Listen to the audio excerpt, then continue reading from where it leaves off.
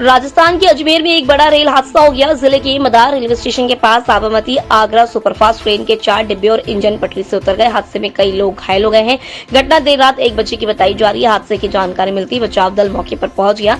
Media report के मुताबिक कई यात्रियों को मामूली चोटें आई हैं। घायलों को इलाज के लिए अजमेर स्टेशन भेजा गया है। सूत्रों की माने तो रेलवे स्टेशन से कुछ ही दूरी पर ट्रैक बदलते समय मालगाड़ी से यह पैसेंजर ट्रेन टकरा गई।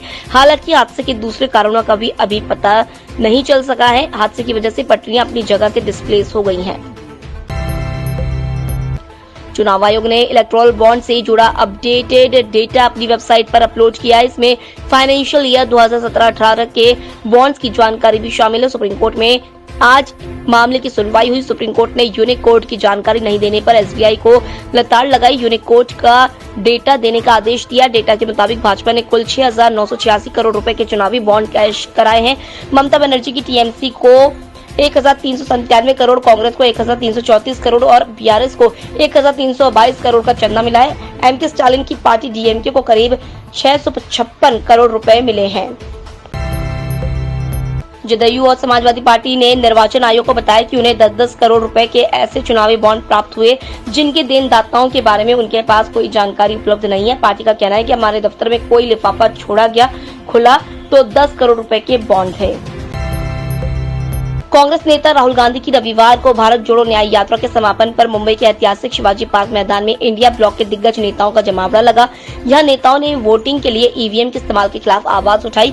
सभी नेताओं ने ईवीएम वोटिंग के खिलाफ बात की और कहा, जब इंडिया ब्लॉक सत्ता में आएगा तो ईवीएम को वोटिंग प्रक्रिया से हटा देंगे और ईसी को स्वतंत्र कर देंगे।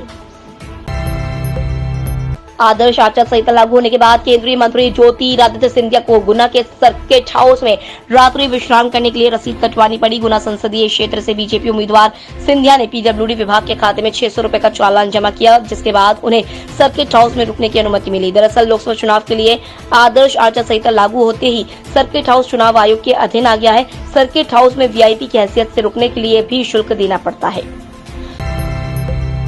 रॉयल चैलेंजर्स बेंगलुरु ने विमेंस प्रीमियर लीग सीजन 2 का खिताब अपने नाम कर लिया है। आरसीबी ने फाइनल मुकाबले में दिल्ली कैपिटल्स को 8 विकेट से हराकर पहली बार यह खिताब जीता। यह बेंगलुरु की इस लीग में दिल्ली पर पहली जीत है। यूपी की नोएडा पुलिस ने यूट्यूबर एल्विश यादव को गिरफ्तार किया है। साथ ही जहर की तस्करी के मामले में यह कार्रवाई की गई है।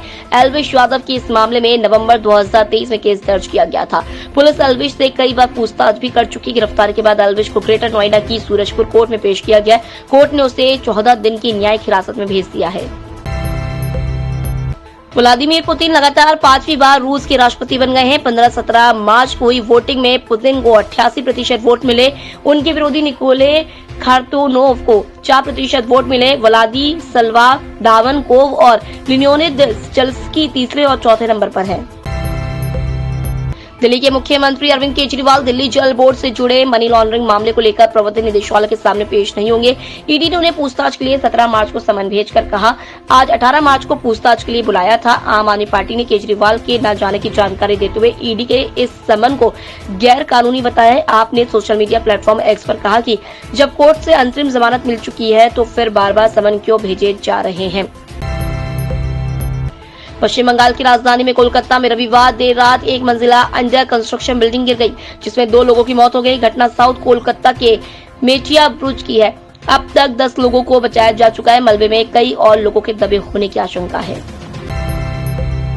फ्रंटियर नागा टेरिटरी नाम का अलग राज्य बनाने की मांग को लेकर ईस्टर्न नागालैंड पीपल्स ऑर्गेनाइजेशन का 1 हफ्ते से बंद जारी है।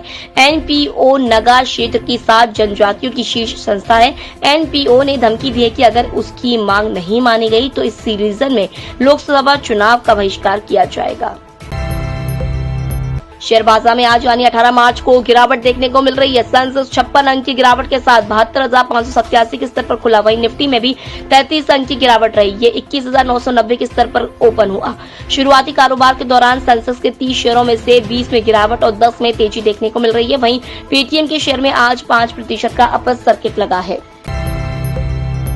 टाटा समूह की एयरलाइन से एयर इंडिया ने अपने कर्मचारियों को झटका दे दिया है। एयरलाइन ने बीते कुछ हफ्तों में 180 से ज्यादा नॉन फ्लाइंग एम्प्लॉयज को नौकरी से निकाल दिया है। जानकारी के मुताबिक जो स्टाफ इस छंटनी प्रक्रिया में शामिल है, उनमें से सभी एम्प्लॉयज कंपनी की वॉलंटरी रिटायरमेंट स्कीम का फायदा नहीं ले पाए थे।